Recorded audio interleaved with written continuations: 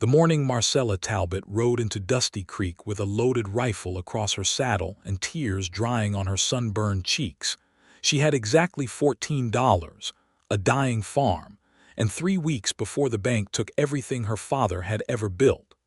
The town of Dusty Creek, Colorado, sat in the shadow of the San Juan Mountains like a forgotten coin dropped between two giants. It was the year 1882, and the silver rush had turned half the territory into a carnival of greed and ambition. But the small ranching communities clinging to the valleys below had been left to survive on stubbornness and prayer. Marcella had plenty of both, though neither had kept her ahead of Franklin Holt, the man who held the mortgage on the Talbot land and who smiled at her like a wolf that had already chosen its meal. She tied her mare, Dusty Rose, to the post outside the general store and pressed her palms flat against her thighs to keep her hands from shaking. 24 years old, and she had buried her father only 6 weeks ago, a man named Ezra Talbot who had worked that land for 30 years, who had loved it the way some men loved a wife, who had died from a fever that crept up on him in February and took him before March had even arrived. Now it was late April, and Franklin Holt's patience had an expiration date nailed to a notice on her door. The inside of the general store smelled of cedar and leather and dried herbs. Old Pete Garrity stood behind the counter with his suspenders and his knowing eyes, and when he saw Marcella's face, he reached beneath the counter and pulled out a small wrapped parcel of coffee without her asking. "I heard about Holt sending his man out to your place again," Pete said quietly. "Word travels fast," Marcella replied. She set the coffee back on the counter gently. "I can't pay for that today, Pete. It's on account. You always pay your account. Not if Holt takes the farm." Pete scratched the back of his neck. He was the kind of man who had watched this valley grow up from dust, and he had a habit of thinking longer than most men before he spoke. When he finally spoke, it was in the slow, careful way of someone setting something delicate on a table. "There's a man staying over at Clara Henson's boarding house. Came in 2 days ago, been quiet, been working odd jobs. Name's Lockhart, Thomas Lockhart. He's a cowboy, moved through a dozen territories they say, knows cattle and land like he was born to it. Nobody knows much else about him, but I heard him say he was looking for a place to put down roots, said he was tired of drifting." Marcella stared at Pete. "And you're telling me this because—" Pete set his elbows on the counter and folded his big hands together. "I'm telling you because you need something I can't give you from behind this counter, Marcella. You need a husband, and the bank can't take a married woman's land if the loan was structured the way your father set it up. I read those papers once years ago. Your father told me about it. The joint ownership clause. If you were married before the foreclosure date, Holt would have to negotiate with both of you, and a husband with any sense of law could drag that thing through the county court long enough to save the property. Maybe long enough for you to actually turn a profit on those cattle you've been building." Marcella felt something strange move through her chest, not quite hope, not quite desperation, something in between. She looked out the dusty window at the street. "You want me to walk up to a stranger and ask him to marry me? I want you to walk up to a man who says he wants roots and show him that you have some very solid ones," Pete said. "The rest is up to the two of you." She bought the coffee on account. Thomas Lockhart was sitting on the front porch of Clara Henson's boarding house when Marcella came walking up the street, and she saw him before he saw her. He was lean in the way that working men go lean, not thin but stripped down, with none of the softness that idleness breeds. His hat was pushed back on his head, dark brown with a sweat-stained band, and he was mending a piece of bridle leather with the steady hands of someone who had done it 1,000 times. He looked to be around 28 or 29, with a jaw that had a few days of dark stubble, and eyes that she could see were a particular shade of gray-green even from across the street. She stopped at the bottom of the porch steps. He looked up, and those gray-green eyes went to her face with a directness that she found mildly startling. Most men in Dusty Creek did not look at her directly. They looked at her sideways or at the ground, or they made a show of looking somewhere else, because she had a reputation for being sharp-tongued and managing her own affairs, which men in small western towns in 1882 found either impressive or unsettling, usually both. "Mr. Lockhart," she said. He set the bridle leather across his knee. "That's me. My name is Marcella Talbot. My family owns the Talbot land parcel, roughly 900 acres north of town. Good grazing, strong creek, sound buildings." She paused. "I hear you're looking for a place to put down roots." He tilted his head slightly, studying her with the kind of patience that she would come to recognize as one of his most particular qualities. He did not hurry himself. He did not fill silences the way nervous people did. "That's generally true," he said. "Then I have a proposition for you, Mr. Lockhart. It is unusual. It may sound alarming at first. I ask that you hear it through completely before you respond." He leaned back in his chair. "All right." She told him all of it. She told him about her father, about the mortgage, about Franklin Holt, about the joint ownership clause that Pete Garrity had remembered from a conversation years ago.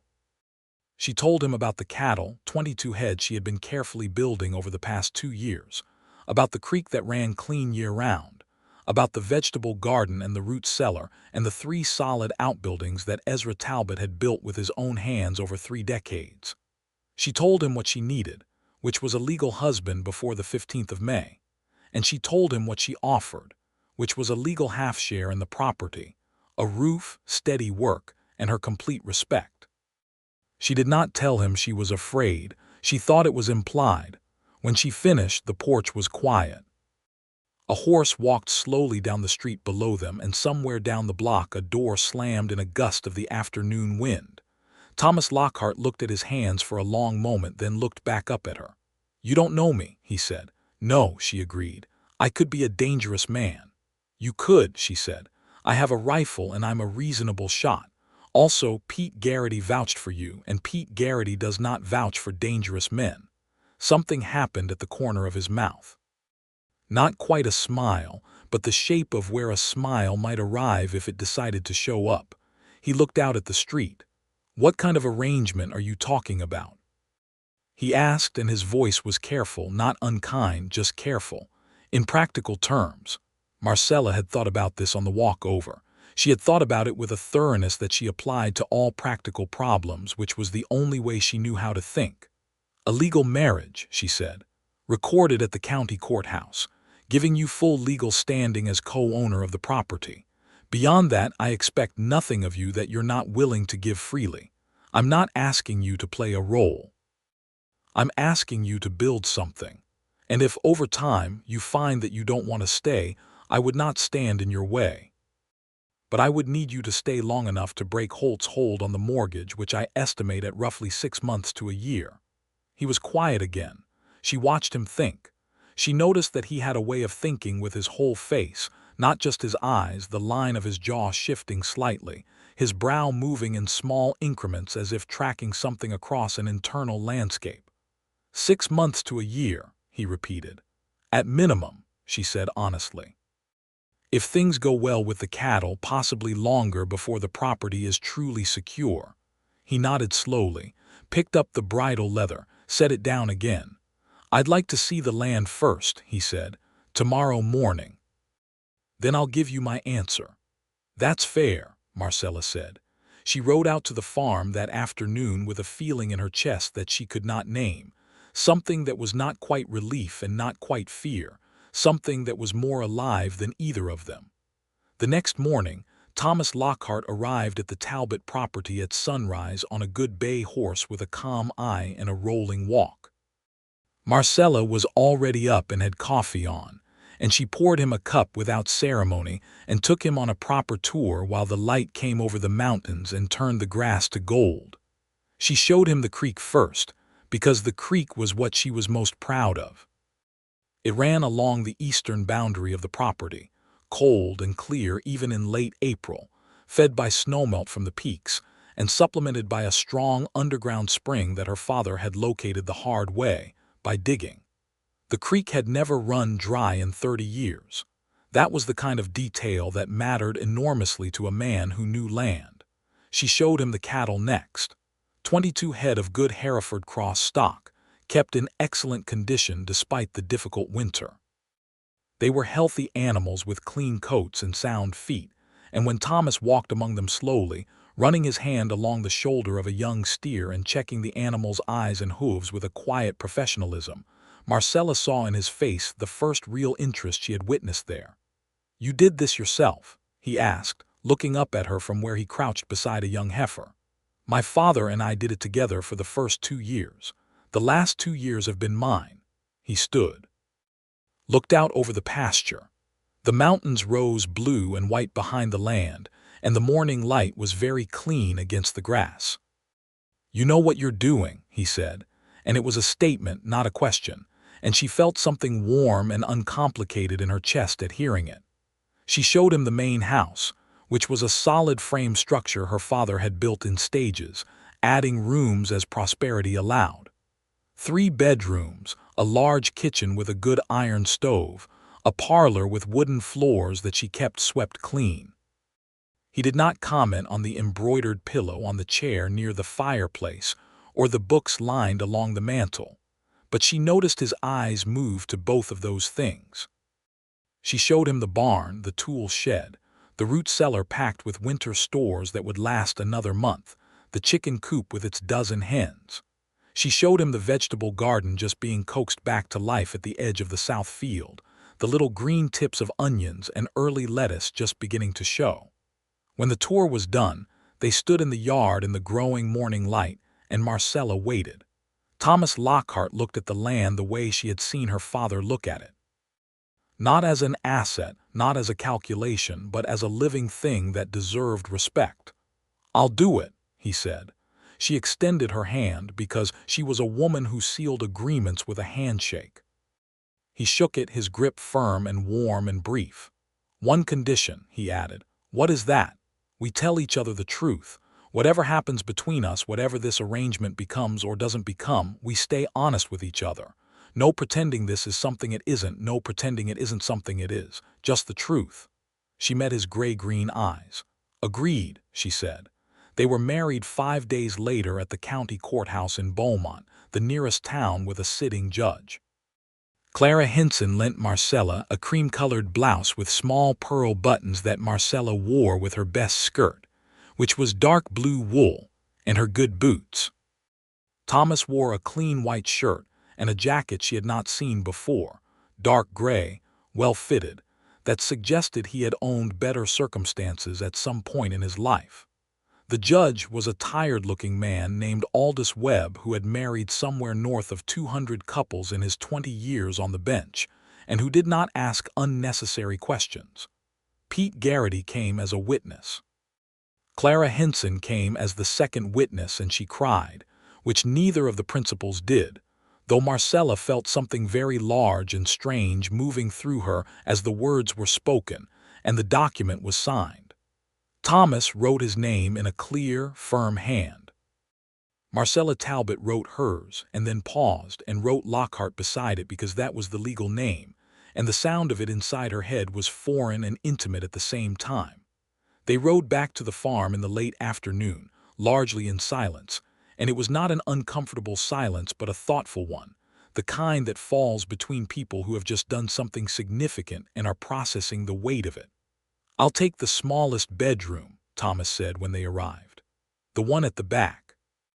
"That's the coldest room in winter," Marcella said. "It's April," he replied. "I'll worry about winter when it comes." She made supper, a simple meal of salt pork and potatoes and cornbread, and he ate at her kitchen table and complimented the cornbread with a genuine appreciation that surprised her a little. After supper, he helped clear the dishes without being asked, which surprised her more. "You don't have to do that," she said. "I know," he replied. The next morning they went to see Franklin Holt. Holt's office was in the back of the Dusty Creek Land and Loan Office, a low-ceilinged room that smelled of cigar smoke and ambition. Holt himself was a compact, thick-chested man in his mid-40s with small, pale eyes and the confident manner of someone who had spent years winning and had begun to believe it was the natural order of things. He had a lawyer with him, a narrow young man named Davies who held papers and said nothing. When Marcella walked in with Thomas Lockhart at her side and set the marriage certificate on Holt's desk, she watched Holt's face go through 3 distinct expressions in approximately 2 seconds. Surprise, calculation, anger quickly covered. "Mrs. Lockhart," Holt said, and the word came out of him like something he had tasted unexpectedly. "Mr. Holt," Marcella said pleasantly. "This is my husband, Thomas Lockhart. He is co-owner of the Talbot property, as registered with the county clerk's office in Beaumont this past Tuesday. You'll find that the joint ownership clause in my father's mortgage, which you'll want to look up if you haven't already, requires the consent of both parties to any foreclosure action. My husband does not consent.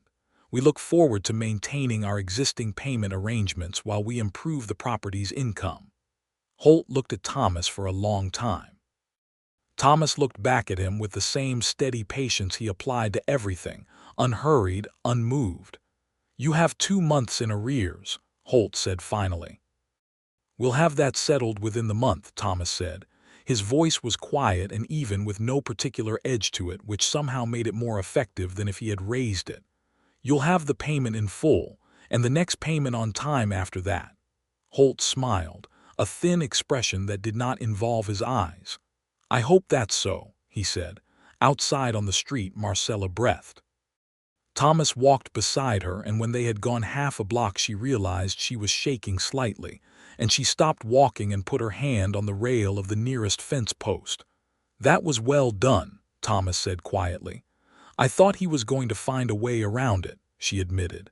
"He may still try. But it'll cost him time and lawyer fees, and Holt doesn't spend money without expecting to earn it back. A clean legal fight over a joint ownership clause isn't profitable for him." He paused. "We bought ourselves time." Marcella looked at him. "How do you know about property law?" Something shifted behind his eyes, a door opening and then gently closing. "I've had occasion to learn," he said. He did not elaborate, and she remembered the agreement, truth, but not necessarily all of it all at once. She did not push. They drove back to the farm in the spring sunshine and got to work. The weeks that followed were the busiest of Marcella's life, and she had not previously thought her life was lacking in industry. Thomas Lockhart worked with the kind of focused intensity that she recognized as the habit of a man who had spent years doing difficult physical labor, not because he loved it, but because he understood it as the price of having anything good. He was up before she was most mornings, and she was not a woman who slept late. He was in the barn while the stars were still out, checking on the cattle, mending fences in the pale first light, working with a methodical efficiency that she found, after the first week, genuinely beautiful to watch. He suggested selling 4 of the young steers at the spring market in Beaumont, which she agreed to after looking at the numbers he laid out with careful logic. The sale brought in more than she expected, which was partly the market and partly because Thomas knew how to present cattle for sale in a way that made buyers trust what they were seeing. They paid off 2 months of arrears to Holt with the proceeds and had enough left to buy 2 new heifers and a section of cedar fencing. Thomas began teaching her a new method of rotating the cattle through pastures, letting sections rest so that the grass grew back stronger, which she had heard about in a general way, but never implemented properly because her father had been set in his habits. The first time she saw the difference in a section that had been rested for 3 weeks, the grass noticeably taller and thicker than the grazed sections beside it, she felt a particular kind of excitement that she recognized as the feeling she got when a good idea worked in practice. "Where did you learn that?" she asked. "Worked for a big operation in Wyoming for 2 years, Thomas said. He was stretching a wire fence taut, his back to her, his shirt gone dark with sweat down the center. They had a man from England come out and tell them how the British did it. It seemed sensible." She held the wire post while he hammered. "What else did you learn in Wyoming?" He glanced back at her. The afternoon sun was in his eyes and he squinted slightly. "Everything I know about staying alive in February," he said, and the corner of his mouth did the thing where a smile considered arriving. She laughed. It came out of her suddenly and genuinely, and she saw him look at her when she did it, with a brief expression she couldn't quite identify before he turned back to the fencing. They fell into an easy working rhythm. Marcella handled the household, the garden, the chickens, the cooking, and the bookkeeping with the competent thoroughness she had applied to these things since her mother's death 12 years ago. Thomas handled the cattle with a knowledge and instinct that she found herself increasingly grateful for, and he took on the heavier structural maintenance of the property with what seemed like genuine satisfaction, as if each fixed thing was a small proof of something he needed to prove. They ate supper together every evening, and those suppers were where she learned him slowly, in the way you learn a piece of country by walking it rather than looking at a map. She learned that he had grown up in Texas, in a family that had fallen apart incrementally the way some families do, through poverty and drift, and the particular hardness of a father who had been a different kind of man before something broke in him. She learned that Thomas had been working cattle since he was 14, and he had drifted north and west because the work moved, and he had learned to move with it, and somewhere in the drifting he had forgotten to stop. She told him about her father, about Ezra Talbot, who had been a man of tremendous stubbornness and tremendous tenderness, who had taught her to shoot and to mend harness and to read the sky for weather, who had also taught her to love books and to make a decent pie crust, and to never let anyone tell her that knowing how to do one kind of thing meant she couldn't do another kind. "He sounds like a good man," Thomas said one evening. "He was the best man I knew," Marcella said simply. "I haven't known many, but he set the bar very high." Thomas was quiet for a moment, looking at his coffee cup. "I'm sorry you lost him." She looked at him across the table. "Thank you," she said, and meant it in a way that went deeper than the words. He was careful with her. That was the thing she noticed first and kept noticing. He was careful in the way that certain men who have learned difficult lessons are careful, with a deliberate attention to the space between people, to what was wanted and what was not, to the difference between offered and assumed. He never came into a room without a kind of quiet announcement of himself, a scuffle of boots or a clearing of his throat, so she was never startled. He asked before he moved anything in the kitchen or the yard, because he understood that the arrangement of things in a space someone has managed alone for years is not arbitrary. He thanked her for meals the way a man thanks someone for something that genuinely matters to him. In early May, Franklin Holt made his first real move. He sent his man, a broad-shouldered fellow named Cutter, out to the property with a letter claiming that a section of the eastern fence encroached on land that Holt had purchased 2 months prior from a neighboring family named Breckenridge, who had given up and sold last winter. Holt's letter demanded that the fence be moved back 30 yards, which would effectively cut off the best access to the creek. Marcella read the letter at the kitchen table while Thomas stood across from her with his arms folded. She could feel something tight and controlled in him, like a horse that has decided not to bolt but is thinking about it. "Can he do this?" she asked. "Not if the survey holds," Thomas said. "Do you have your father's original survey documents?" She went to the tin box under the loose floorboard in the back bedroom, which was where Ezra Talbot had kept every legal paper he owned, and brought out the original land grant papers with the survey description attached. Thomas spread them on the table and studied them with the same focus he brought to everything. "The fence is inside your property line by about 12 yards according to this," he said, "and this survey is dated 1867, which predates anything Holt could have purchased from the Breckenridges. Their property started at the gully, not at your fence. So Holt is lying." "Holt is pushing," Thomas said. "Seeing how far you'll bend." He looked up at her. "We need to get this surveyed again, officially, by a county surveyor. That costs money we'd rather spend elsewhere, but it's cheaper than losing creek access." She thought about it for approximately 30 seconds. "Do it," she said. Thomas went to Beaumont the next day and arranged for the county surveyor, a meticulous German named Hendrik Müller, to come out within the fortnight. Müller came, surveyed with his instruments and his careful measurements, and produced a document that confirmed what the original papers showed. The fence stood on Talbot land. The creek access was not in dispute. When Thomas rode into Dusty Creek to deliver a copy of the new survey to Holt's office, he did not come back until late afternoon. Marcella was pulling onions in the garden when she heard his horse in the yard, and when she stood and looked at him, she saw something satisfied and settled in his face.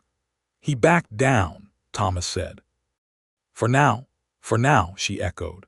"He'll try something else, but each time it costs him something, and each time we push back, his calculation of whether this fight is worth it changes." He swung down from his horse and began to unsaddle. "He'll move on to easier prey eventually. Men like Holt always do." Marcella watched him work, the easy confidence of his hands, the straightforward logic of his thinking, and felt something shift in her chest that she was not yet prepared to name. The shifting happened in small increments over the following weeks, the way the light changes in the mountains, not all at once but in layers, each layer so gradual that you look up and suddenly the whole world has changed color without you quite seeing it happen. It happened when she came in from the garden one evening in late May, and found that he had done the washing up without being asked, and left everything in its proper place, because he had learned the order of her kitchen over 2 months with the same attention he brought to reading land. It happened on the Sunday afternoon when it rained hard and they were both stuck inside, and she found him reading one of her books, a novel by William Wilkie Collins, because there was nothing else to do, and they ended up discussing it for 2 hours in a conversation that moved with a quickness and interest she had not felt with another person in years, where she pushed back on things he said, and he pushed back on things she said, and neither of them felt the need to back down. "You've read a great deal," she said, looking at him with a kind of recalibration. "I've spent a lot of winters in places where there wasn't much else to do," he said. "Books are portable. They go where you go." She thought about a younger version of him, drifting through harsh winters with a book in his saddlebag, and the image did something complicated to her heart. It happened most powerfully on the night in early June when the creek flooded slightly in a sudden hard rain, and 6 of the cattle got out through a gap in the lower fence and scattered into the dark. She and Thomas spent 2 hours in the wet dark on horseback, riding through the brush and the rain, calling and circling, and when they had finally gotten all 6 back into the pasture and fixed the fence by lantern light, soaked and muddy and exhausted, they stood in the barn doorway with the rain hammering the roof, and she started to laugh. It was the exhaustion and the relief and the absurdity of it, and once she started she could not stop, and Thomas Lockhart looked at her for a moment and then started laughing too, and they stood there in the barn doorway in their wet clothes in the middle of the night laughing, and it was the best she had felt since before her father died.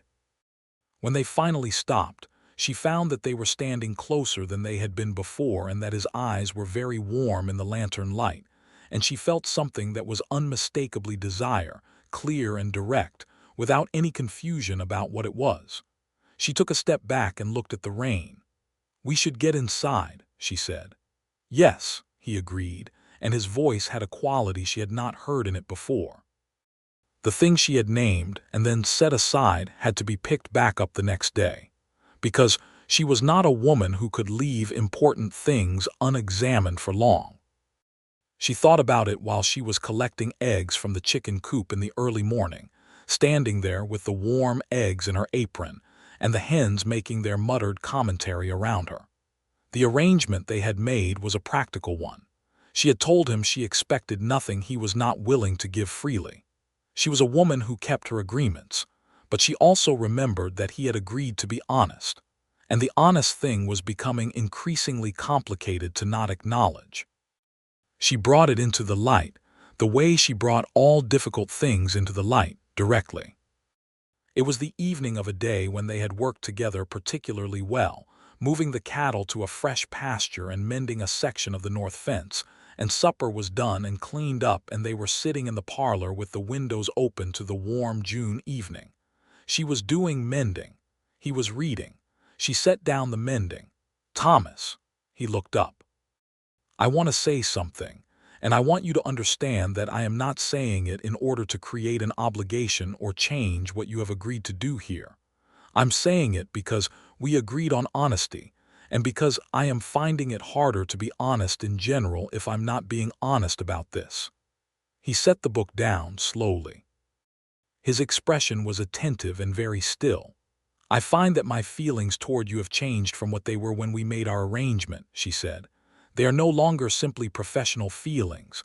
I thought you should know, that's all." The room was quiet. The June air moved the curtain slightly. Thomas Lockhart looked at her for a long time with the expression she had come to know as his thinking expression, but there was something else in it now, something more open. "Marcella," he said, and his voice was careful and quiet. "Do you know what I was thinking when you walked up to my chair on that porch back in April?" "What?" "I was thinking that I had never in my life seen someone walk toward something frightening with that much composure," he said. "And then I was thinking that the composure was covering something very brave underneath, and that bravery like that was the most attractive thing I had ever seen." She looked at him. "My feelings changed considerably before yours did," he said. "I've been being honest about everything except that because I wasn't sure what the honesty would cost you." She stood up. He stood up. It happened at the same time, both of them rising, and the room was small enough that they were not far from each other when they stopped moving. She said, "I think you should know that I am not a woman who says things she doesn't mean." "I know that," he said. "It's part of what he started again. It's part of why." He reached out and touched her face with his hand with that careful deliberateness that was so particularly his, and she leaned into it the way she had seen Dusty Rose lean into a kind hand without reservation. He kissed her, and it was nothing like a practical arrangement and everything like something true. The summer that followed was the best season the Talbot land had seen in years, and Marcella knew it was not only the weather or the careful husbandry, though both were real. It was the quality of attention that two people bring to something they have both decided to love. They worked the land together with an ease and a partnership that ran so deep it stopped feeling like coordination and started feeling like a single organism with four hands. Thomas's knowledge of cattle management and Marcella's intimate knowledge of the specific land and its particular rhythms combined into something that was more effective than either of them separately. The herd grew. The garden produced abundantly, the creek behaved itself, the fence held. And in the evenings they sat on the porch with the mountains turning pink and orange in the last light, and sometimes they talked and sometimes they didn't, and both were equally good. She learned things about him in the way that intimacy teaches, not through declarations but through the accumulation of small true things. She learned that he was a man who had grieved his own father without ever quite having a father to grieve, and that the thing he had been looking for in his drifting years was not quite work and not quite peace, but something more like meaning, a place where his efforts added up to something permanent. She learned that he was the kind of person who became more himself around someone who did not require him to be smaller than he was. He learned things about her too. He learned that her composure was not a wall but a discipline, something she had built to protect herself, but that was not the same thing as her. He learned that she cried sometimes in the morning before she thought anyone was watching, not from weakness but from grief that needed somewhere to go. He began, without making anything of it, to always have coffee ready before she came into the kitchen, so that she would have something warm in her hands during those morning moments. In July, Franklin Holt tried again. This time it was more serious. He had found a different legal avenue, claiming that Ezra Talbot had owed him a personal debt separate from the mortgage, a note for $200 allegedly signed before Ezra's death, and that this note was now transferable to the estate and therefore to Marcella. The documentation was produced in court in Beaumont, before a judge named Herschel Tate, who was known to be impartial but who was also a friend of Holt's, which complicated impartiality. Thomas went to Beaumont 3 times in 2 weeks, and he came back with a lawyer of their own, a woman named Adelaide Cross, who was the only female attorney practicing in that part of Colorado, who had been admitted to the bar after a legal fight of her own, and who had approximately no patience for manufactured debt claims. Adelaide Cross was 41 years old with iron-gray hair and a manner that was precise and formidable. She looked at the alleged note, looked at the signature, and informed Marcella and Thomas that the handwriting did not match 3 other samples of Ezra Talbot's signature that Marcella was able to produce from the tin box under the floor.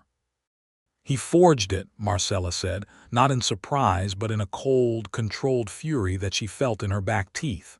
"He had someone forge it," Adelaide Cross said precisely, "which is worse, legally speaking, and better, strategically speaking, for us."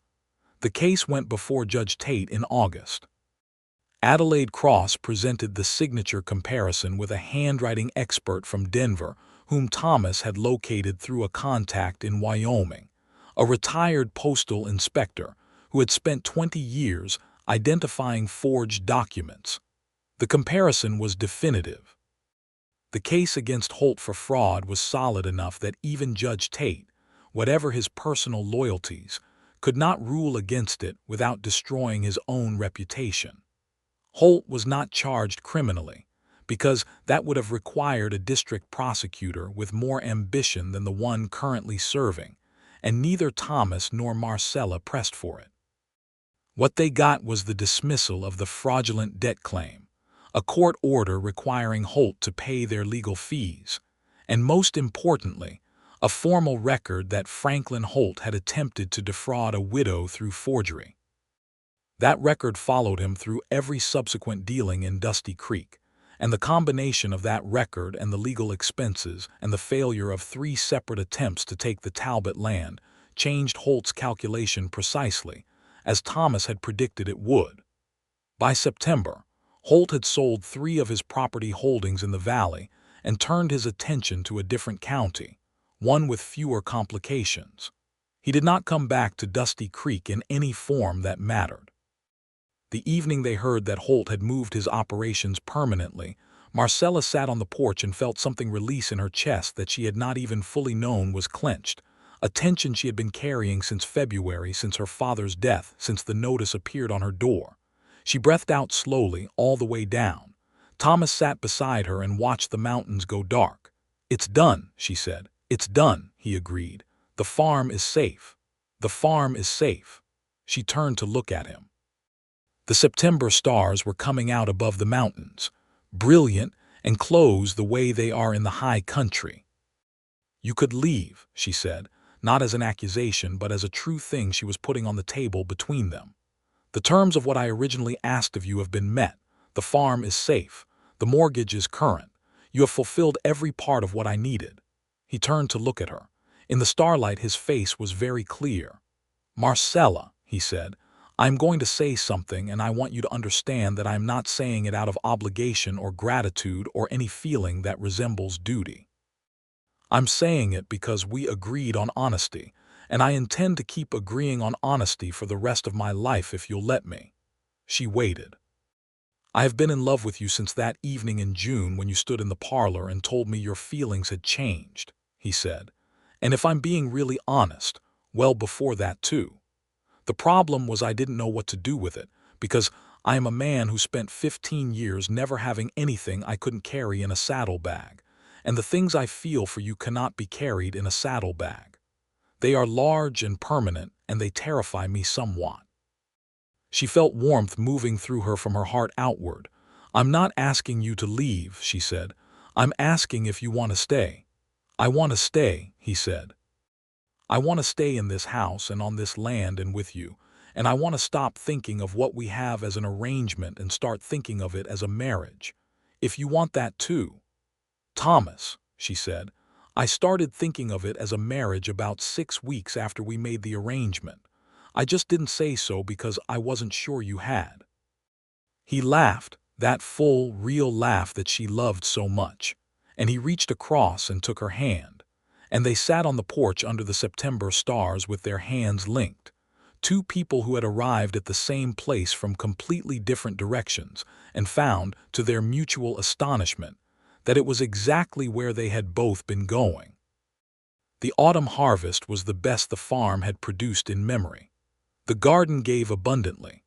The cattle were fat and healthy going into fall, and Thomas arranged a sale that brought in more money than Marcella had seen in 2 years, enough to pay off a significant portion of the remaining mortgage and still have operating funds through the winter.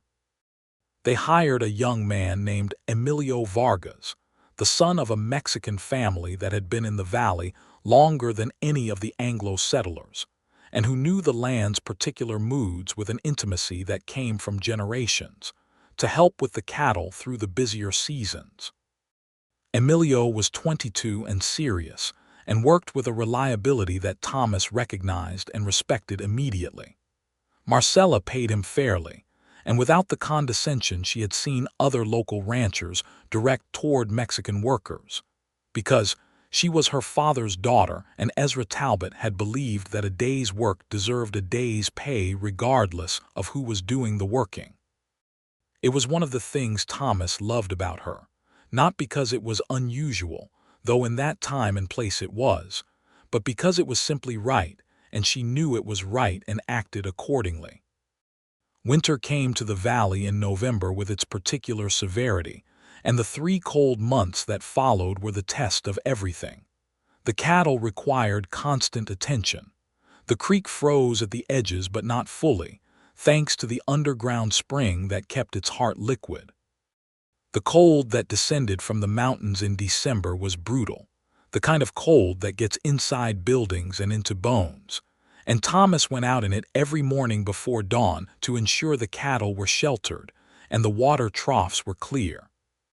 Marcella brought hot food to the barn some mornings, walking through the blue pre-dawn cold with her breath in clouds, and they would eat together in the warm, close air of the barn among the animals, and she thought that she had never been happier in the cold in her entire life. On a night in late January, when the temperature had dropped to something that made the walls creak and the windows go opaque with frost, they were inside by the big iron stove in the parlor with quilts and the Collins novel that Thomas had never quite finished in the summer, and she was reading aloud because she liked to and he liked to listen, and there was something so complete about the room and the warmth and his weight against her shoulder that she had to stop reading for a moment. "What is it?" he asked. "Nothing bad," she said. "I'm just aware of being happy. I don't always know how to hold that without it feeling strange." He was quiet for a moment, his arm around her shoulders. "I know," he said. "It takes some getting used to." "Were you happy before?" she asked. "In the drifting years," he thought about it honestly because he always thought about things honestly. "I was satisfied sometimes," he said. "When work went well, when the country was beautiful, when I had a good horse under me and nothing particular weighing on me. But happy is different. Happy has someone in it. I don't think I knew that before." She turned to look at him. His face in the stove light was the most familiar face in the world to her now, and it still did something to her chest every time she looked at it directly. She thought that might be the definition of love, actually, that familiar and astonishing managed to be the same thing at the same time. "I love you," she said, not for the first time, but each time it felt as new and necessary as the first. "I love you," he said, and kissed her temple, and the stove burned and the wind pressed at the windows and the winter went about its business outside, and inside the house everything was warm. Spring came again, as it always does, pulling green out of the frozen ground with a patience that the mountains seemed to teach the seasons. The second spring of Thomas and Marcella Lockhart's marriage on the Talbot land felt different from the first in the way that everything feels different when the fear is gone from it. Without the shadow of Holt and the mortgage crisis pressing down on every decision, the farm could be seen clearly for what it was, something genuinely good, something worth having built. They made decisions together now with a fluency that had developed over the months, each of them knowing how the other thought well enough to anticipate objections, to know when to hold firm and when to bend, to understand the difference between the other person's practical concerns and their personal ones. They disagreed sometimes, because they were both people with strong opinions and genuine convictions, and when they disagreed they argued in the way of people who respect each other, loudly and honestly, and with the understanding that being wrong in front of the person who loves you is not the same as being diminished. The spring also brought news that Marcella had been carefully holding to herself for 3 weeks before she told Thomas, waiting until she was certain, waiting until the right moment arrived. The right moment came on a Sunday morning in late March when the air was that particular early spring quality that feels like a promise, cool but with warmth underneath it, the kind of air that makes you believe in things. Thomas was fixing the hinge on the barn door, and she walked out to him with 2 cups of coffee and handed him one and stood beside him in the early light. "I have something to tell you," she said. He turned to look at her, and he already knew, she could see it in his face, that particular alertness of someone who has been reading another person with great care for a year and has already noticed changes. "Yes," he said. "We are going to have a baby," she said. "I believe in October." His face did something she had not seen it do before.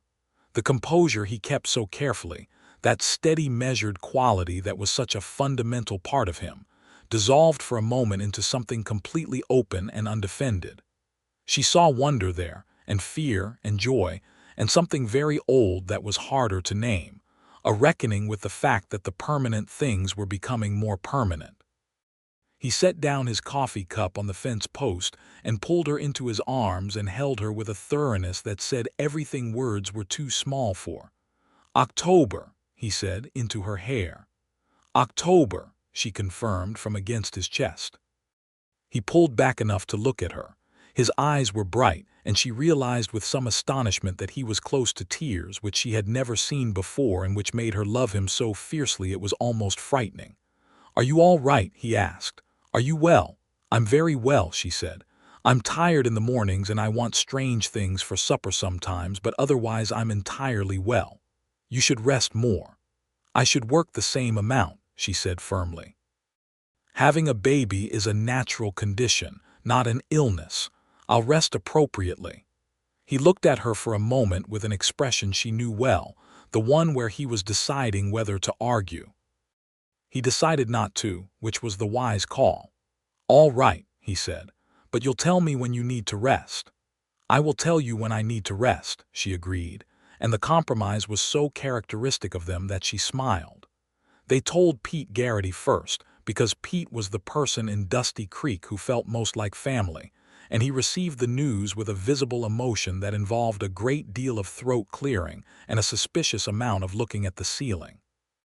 "Your father would be so pleased," he told Marcella, which was the thing she most needed to hear and the thing that made her cry in a good way, a clean way, the way you cry when grief and joy arrive at the same place. Clara Henson organized a gathering at the boarding house, which was Dusty Creek's version of a celebration, with food and music and half the town in attendance, because by this point Thomas and Marcella Lockhart had become people the town had a stake in. Their story had moved through the community the way stories do in small places, and it had become something people felt attached to. The young woman who had held onto her father's land, the drifting man who had found his place, the thing they had built together. Emilio Vargas came to the gathering with his mother, a dignified woman named Rosa who pressed Marcella's hands between her own and said something in Spanish that Emilio translated as a blessing, something old and from the earth, and Marcella felt it go into her like warmth. Adelaide Cross, the attorney from Beaumont, sent a letter with a bottle of good wine and a note that said she was glad the Lockhart farm was thriving and that she hoped the next generation would have less need of her services than the last one had, though she remained available if required. The summer was a full and busy one, managed with the adaptations that pregnancy requires, which Marcella made without complaint, and with the practical competence she brought to all adjustments. Thomas took on more of the physical labor without being asked, and without making anything of it, simply redistributing the work the way you redistribute weight in a loaded wagon, so that nothing tilts. Emilio took on additional responsibility with the cattle, and handled it with a maturity that led Thomas to have a conversation with him about a more formal partnership arrangement, a percentage of the herd's increase in exchange for his continued commitment to the operation. Emilio was quiet for a long time after Thomas made the offer, in the way of a man who has not been accustomed to being offered things in good faith, and then he shook hands with a firmness that settled the agreement completely. In August, Thomas rode up into the mountains with Emilio to chase down 3 steers that had wandered through a gap in the upper fence, and he was gone 3 days on what should have been 1. When he came back, his horse was tired and he had a shallow cut along his forearm from where a branch had caught him in the dark, and Marcella cleaned and dressed the cut at the kitchen table with hands that were steadier than she felt. "Tell me what happened," she said. He told her. The steers had gone further than expected, up into a rocky section of the high country that neither of them knew well, and they had spent 2 days tracking carefully in terrain that was difficult for horses. On the second night, a sudden temperature drop had forced them to shelter in a shallow overhang, and on the morning of the 3rd day they had found the steers in a small valley above the timber line, all 3 together and unharmed, and brought them back. "Were you frightened?" she asked. "Concerned," he said, with the care for accuracy that was characteristic of him. It was more concerning than frightening. The terrain was serious and the cold was real.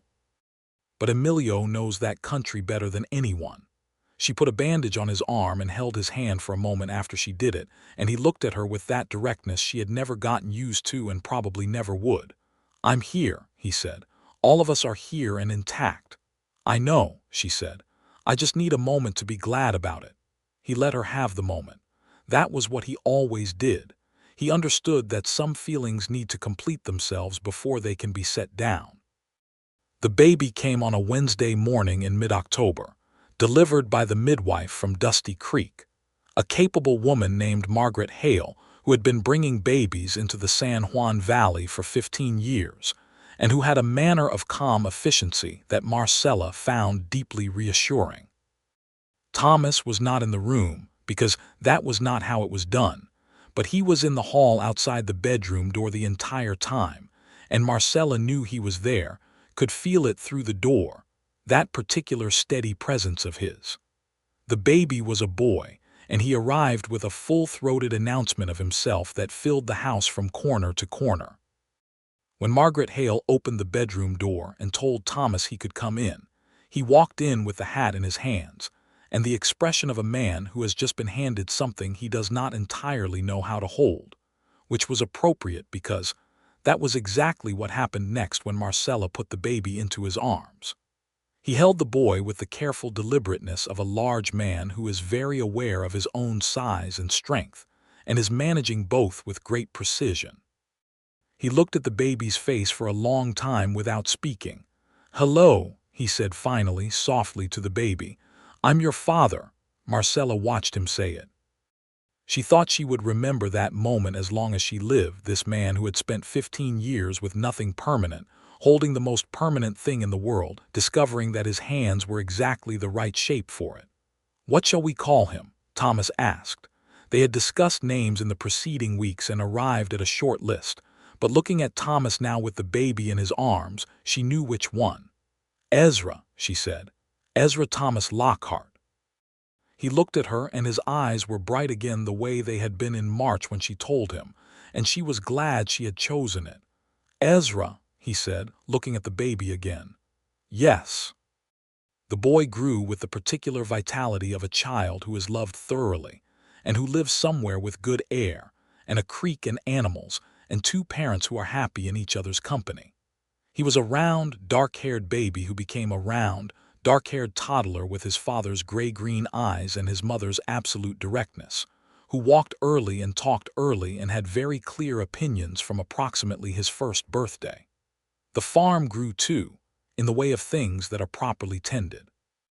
The herd expanded to 60 head by the time Ezra was 2, which was a number that required the full partnership with Emilio and a second hired hand, a Pawnee man named Daniel Crow, who had come west after difficulties that he did not discuss, and who was one of the most instinctively gifted handlers of cattle that Thomas had ever seen.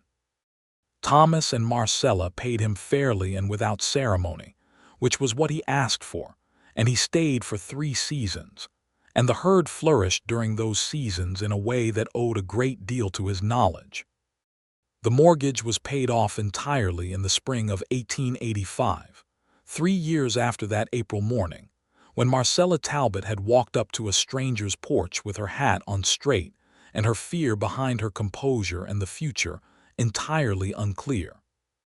She and Thomas rode to Beaumont together to make the final payment, with Ezra between them on a small, steady pony that Thomas had chosen with his usual careful attention, a good-tempered gray that was precisely the right size for a 2.5-year-old with strong opinions about horses. The clerk at the Land and Loan Office in Beaumont stamped the mortgage document paid in full and handed it back, and Marcella held it in both hands and looked at it for a long moment. "Your father built this," Thomas said quietly beside her. "And you helped me keep it," she said. "You kept it," he said. "I just helped hold the fence." She looked at him over the head of Ezra, who was very busy investigating the clerk's desk with the thoroughness of a toddler who considers all surfaces to be his personal domain. "Thomas," she said, "you are the most deliberately modest man I have ever met, and it is occasionally infuriating." He picked Ezra up from the desk before the ink pot suffered consequences. "Only occasionally," he said, and the corner of his mouth did the thing it had always done, the smile that arrived and made her feel like the morning was beginning. She folded the mortgage papers and put them in her bag. "Occasionally and completely," she said. "Let's go home." They rode home through the spring afternoon, through the foothills and the new green grass, with Ezra on his gray pony between them chattering about a hawk he had seen and the specific qualities of the breakfast biscuit he had eaten that morning. And the mountains were blue and snow-capped ahead of them, and the valley opened up around the property in a curve that looked, as it had always looked to Marcella, like a hand cupped around something it intended to protect. The years that came after were good years, the kind that don't always announce themselves as the good years while they're happening. You only know it later, when you look back and see the shape of them. They were years of work and seasons and decisions and disagreements and resolution, and the deep satisfying accumulation of shared life. The winter of 1886 was hard everywhere in the territory, one of the worst on record, with blizzards that came in January and February and didn't fully release the high country until April. Ranches across the region suffered catastrophic losses.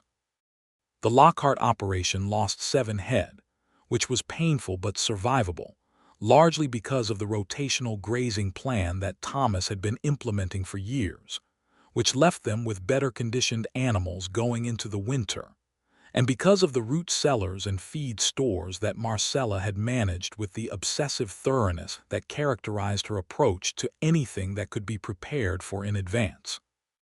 They survived the winter the way they survived most hard things, by doing the work every day and not spending energy on the parts they couldn't control and pulling closer together when the pressure increased rather than apart. Some couples, under sustained difficulty, discover that they have been standing too close to someone they don't actually know. Thomas and Marcella, under sustained difficulty, kept discovering that they knew each other more truly than they had the day before. It was in the spring after that hard winter, with the world going green again and the cattle building back in Ezra at 4 years old running between his parents in the yard with the uncontainable energy of a healthy child, that Marcella told Thomas she was expecting again. He received this news with less astonishment than the first time but no less feeling. He put his hands on her face and looked at her and said, "Are you glad?" Because he always wanted to know what she actually felt, not what she was supposed to feel.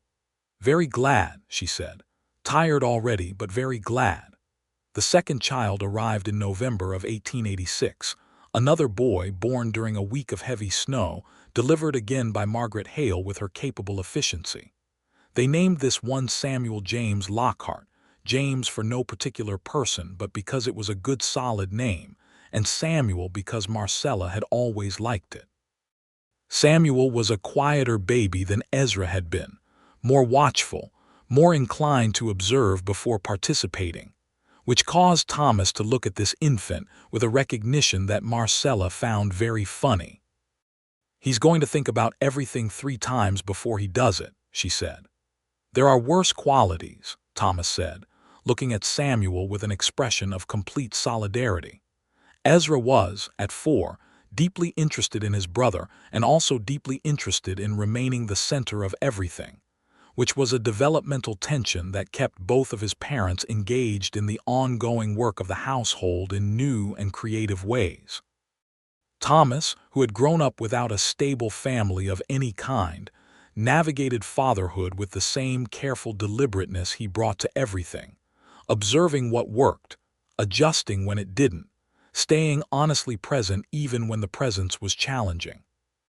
One evening when Ezra had been particularly difficult about going to bed, and Samuel had cried for what felt like the entire second half of the day, Thomas and Marcella sat at the kitchen table after both boys were finally asleep with the specific exhausted relief of parents who have made it through to the other side of a hard evening. "Do you ever regret it?" Marcella asked. She said it simply, not as a test, just as a genuine question she wanted an honest answer to. He looked at her. "Which part?" "Any of it. The arrangement you agreed to, the complication of what it became. The farm, the fights with Holt, the mortgage, the children, the—" "No," he said before she had finished. "Not for a single moment of a single day. Not even the very difficult ones. Especially not those," he said. "The difficult ones are when you know what things are made of. I know what we're made of. I've known it for years." She reached across the table and put her hand over his. He turned his hand over and held hers. "Pete Garrity came into town today," he said after a moment. "I saw him when I went in for the nails. How is he?" "Getting older. He said to tell you that your father would be proud of what you've built." She felt the quiet grief that would always be there when her father was mentioned and the gratitude beside it. "I'll go see him this week. He'd like that." The farm they had built together was, by any reasonable measure, a success. Not an extravagant success, not a wealthy one, but a solid, sustainable, real one.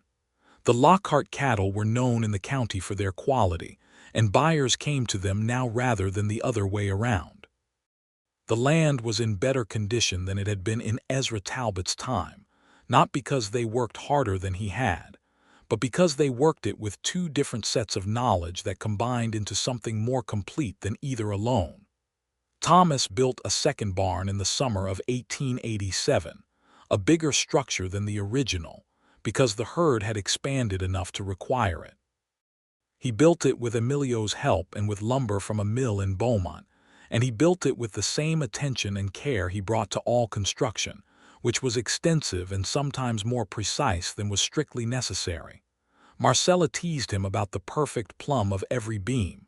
"It's a barn," she said, watching him adjust a joint by approximately 1/4 of an inch.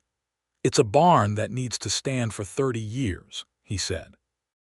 "And it will stand slightly more perfectly than any other barn in the county." He looked at her. "Is that a complaint?" She handed him the water bucket and smiled. "It is an observation made with deep affection." He took the water bucket. The corner of his mouth did the thing.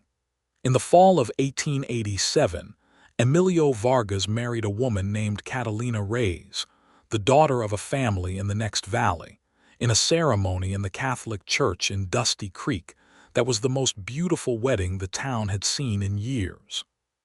Marcella and Thomas attended and brought both boys, and Ezra at 5 was old enough to understand that a wedding was a significant event, but young enough to be primarily interested in the food, while Samuel at 1 was primarily interested in the ribbons on Catalina's dress.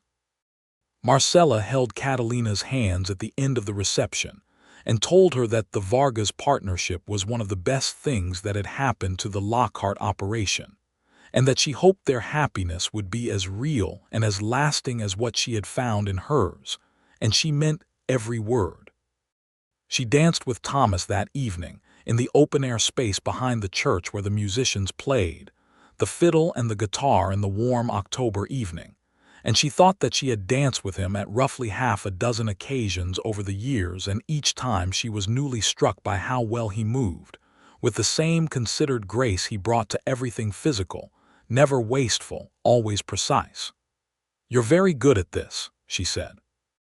"My mother could dance," he said, with the particular care he always used when he mentioned his mother, who had died when he was 17, and who occupied a quiet, protected place in his interior life.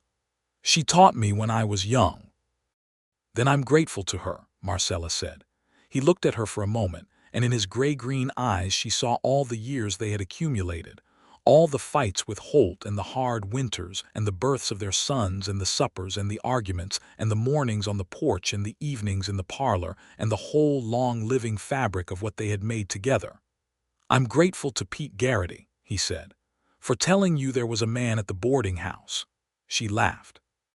"As am I, though I had to make quite an unusual speech." "It was a remarkable speech," he said. 900 acres, Strong Creek sound buildings, I wrote it down somewhere." "You did not." "I did not," he admitted. "But I remember every word." She believed him. He remembered everything she said with the attention of someone who understood that words from a person you love are worth keeping. The years rounded out and became full. Ezra grew into a boy, and then the beginning of a young man with his mother's directness and his father's patience, a combination that made him exceptionally effective at nearly everything he tried.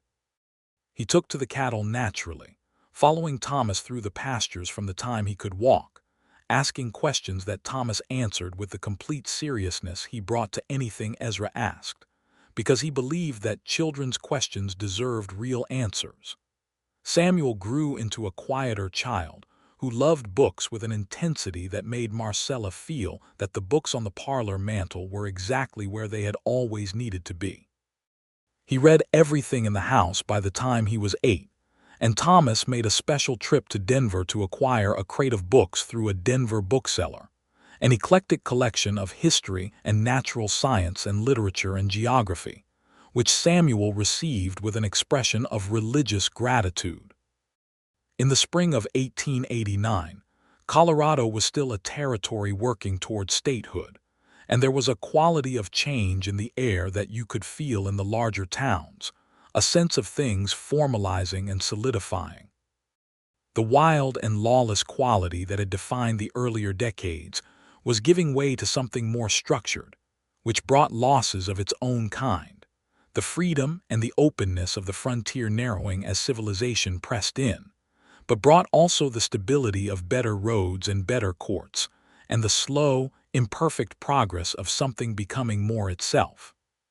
Thomas and Marcella felt these changes in Dusty Creek as the town grew steadily, adding a proper schoolhouse in 1888, which was where Ezra went every morning with his slate and his lunch pail and his strong opinions, and where Samuel would go the following year.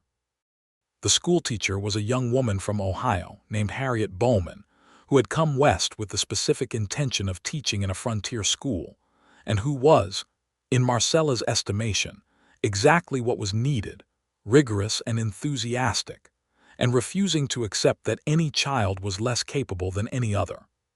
Pete Garrity's health had been declining through the late 1880s in the slow way of a man who has lived hard and worked hard and is simply wearing down. He sold the general store in 1888 to a young couple from New Mexico and retired to a small house at the edge of town, where he kept a garden that he tended with the same careful attention he had given to everything. Marcella visited him every week without fail, bringing food and staying to talk, and he always asked about the farm and the boys and Thomas, and she always told him everything, because he had been the person who had put her life on the path it eventually took, and she thought he deserved to know how the path had turned out. One afternoon in early 1889, sitting in Pete's garden in the thin spring sunlight, he said, "I wasn't sure, you know, when I told you about Lockhart. I wasn't sure it was the right thing to suggest." "What made you suggest it?" she asked. "I watched you walk in that morning," Pete said, "with everything falling apart around you and your back straight as a fence post and your chin up, and I thought, this woman deserves to have someone stand beside her. She's been standing alone for too long." He paused. "And I'd watched him for 2 days mending that bridle on the porch, and I thought that man is looking for something to stand beside." Marcella was quiet for a moment. The spring air moved through the garden. "You were right," she said. Pete nodded slowly. "I mostly guessed," he said, "but sometimes a good guess is all you need."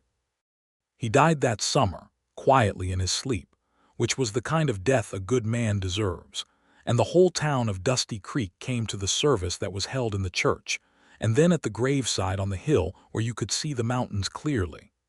Thomas stood beside Marcella through the whole of it with his hand at the small of her back, steady and present the way he had been through every difficult thing, and she was profoundly glad she was not standing at that graveside alone. They carried Pete's memory forward the way you carry the memories of people who shaped your life, not in grief exactly, but in gratitude, in the continuing of the things they believed in the bringing up of children who were told about him, who understood that a kind and observant man at the right moment had been part of the reason that their family existed as it did. The farm went on. The seasons came and went with their particular Colorado character, springs that were cold and then suddenly warm, summers that were high and golden, autumns with their astonishing color in the mountain aspens, winters that were demanding and sometimes beautiful. Thomas and Marcella worked it through all of it, adjusting and adapting as the land and the market and the times required, making the thousand small decisions that add up over years into a life shaped according to your own intentions. Their sons grew. Ezra at 9 was helping with the cattle in real ways, not symbolic ones, learning the work with a commitment that Thomas watched with a feeling he had to sit with for a moment before he understood it as pride, real pride, the kind that doesn't need to announce itself, but simply sits in the chest like a good fire. Samuel at 7 had begun to talk about wanting to be a doctor, which he had announced at supper one evening with the complete confidence of someone who has thoroughly decided something, and Thomas and Marcella had looked at each other across the table and then back at their younger son. "A doctor," Marcella said. "That's a fine thing to want to be." "It requires a great deal of school," Thomas said. "I like school," Samuel said, with the calm certainty of someone for whom this was not a complication. They did not dismiss it. They discussed it seriously and began, in the background of all the other work, to think about what it would require, what would need to be saved and planned for, what paths might lead from a farm in the San Juan foothills to a medical education. It was not the path they had expected, but they were both people who understood that children are not copies of their parents and should not be required to be. There was a moment in the autumn of 1890 that Marcella would later think of as the moment when she understood fully what she had. It was a Sunday, and the weather was perfect in the specific way of Colorado autumn, clear and cool with the aspens gold in the hills above the farm, and Thomas and Ezra were in the yard working together on something mechanical with the equipment, bent over it in the same posture, the boy's dark head and the man's dark head close together, and she could hear the murmur of their conversation from the porch where she sat with Samuel, who was reading and occasionally commenting to her on what he was reading with the assumption that she would find it as interesting as he did, which she always did. She thought of the morning she had ridden into Dusty Creek with $14 and a rifle and no prospects, and she thought of the stranger on the porch of the boarding house who had held a piece of bridal leather in his hands and looked at her with those gray-green eyes, and she thought that if you had told her on that morning in April of 1882 what the autumn of 1890 would look like, she would have thought you were describing someone else's life. Not because it was grander than she had hoped for, but because it was more real, more solid, more itself. When you are young and frightened, happiness presents itself as a distant thing, a condition to be achieved rather than a practice to be engaged in, and you imagine that once you reach it the reaching will be over. What she had discovered was that it was the reaching itself, the daily work of it, the choosing it in the small moments and the large ones, the staying honest and the staying present, that was the thing. There was no arriving. There was only the continued choosing. Thomas came across the yard and up to the porch and stood there looking at her with his hat in his hands and the autumn light on his face. "What are you thinking?" he asked. She smiled at him. "That I am very glad Pete Garrity had a good memory for mortgage clauses," she said. He laughed, full and real, the way she had always loved to hear it. He sat beside her on the porch bench, and she leaned against his shoulder, and they watched Ezra, who had now taken over the mechanical project with the 9-year-old's belief that he could probably manage alone, and they listened to Samuel reading aloud to himself in his quiet, serious voice. And the mountains were gold and blue behind the farm that was theirs, that had always been theirs, that would belong in some form to the children growing up in front of them. "I have something to tell you," Marcella said, and Thomas turned to look at her with immediate attention. She was 41 now, and she had thought that chapter of things was closed, but the spring of 1891 had disagreed quietly and with complete conviction, and she was now certain enough to tell him. He looked at her for a moment, reading her face with the fluency of 8 years. "Again," he said, and there was a warmth and wonder in the word that made her smile. "Again," she said. He put his arm around her, and she felt the laugh move through him before she heard it, that full, real laugh that still made her feel the morning beginning. The third child came in November of 1891, a girl this time, with her mother's brown hair and her father's gray-green eyes, a combination that produced a face of tremendous effect. They named her Eleanor Rose Lockhart, Eleanor for no one particular, and Rose for the mare that Marcella had ridden into Dusty Creek on the morning everything had changed. Eleanor arrived into a family that already knew how to be one, which was the best possible thing to arrive into, and from her earliest weeks, she was held and talked to and included in the conversation of the household in the way of a child whose parents understand that people are aware of being loved long before they can articulate it. Ezra, at 9, received his sister with the bemused seriousness of an eldest child who has been told important news and is deciding how to feel about it. Samuel, at 5, immediately decided that she was the most interesting new development in his life to date, which was saying something given his range of interests, and would sit beside her cradle for long periods simply watching her, which she seemed to find acceptable. Thomas held Eleanor with the ease of a man who had already learned how his hands were the right shape for it. He held her and looked at her face and said, "Hello, Eleanor," in the same quiet way he had said hello to each of his children, as if meeting someone he had been looking forward to meeting. The farm they had built stood solid and good around them. The mortgage was long gone and the land was paid for and the cattle were healthy and the creek still ran clean year-round. Emilio Vargas ran the cattle operation with Thomas, with a partnership so natural it had stopped feeling like a business arrangement and started feeling like what it actually was, which was friendship between men who respected each other's knowledge and trusted each other's judgment. The Dusty Creek schoolhouse educated Ezra and then Samuel and would eventually educate Eleanor, and the town around them kept growing slowly, with the quality of things that intend to last. The railway came through the larger towns in the valley and didn't quite reach Dusty Creek, but came close enough that the trip to Beaumont and beyond became substantially easier, and the world contracted slightly in the way that better transportation always contracts it. Thomas and Marcella watched the world change around the farm and made their adjustments and maintained what was theirs. They were not people who needed the world to stay still. They had never needed that. They had only ever needed each other, and the truth between them and the land under their feet. On a morning in the spring of 1892, exactly 10 years after Marcella had walked up to a stranger's porch with $14 and a dying farm and a rifle across her saddle, she stood at the kitchen window of the house her father had built and watched Thomas walk across the yard with Ezra on one side of him, and Samuel on the other, and Eleanor on his shoulders, the 4 of them going toward the barn in the early light. And the mountains were there behind them, and the creek was there, and the grass was coming back in the fields, and the whole world was exactly what she had made it and what it had made her.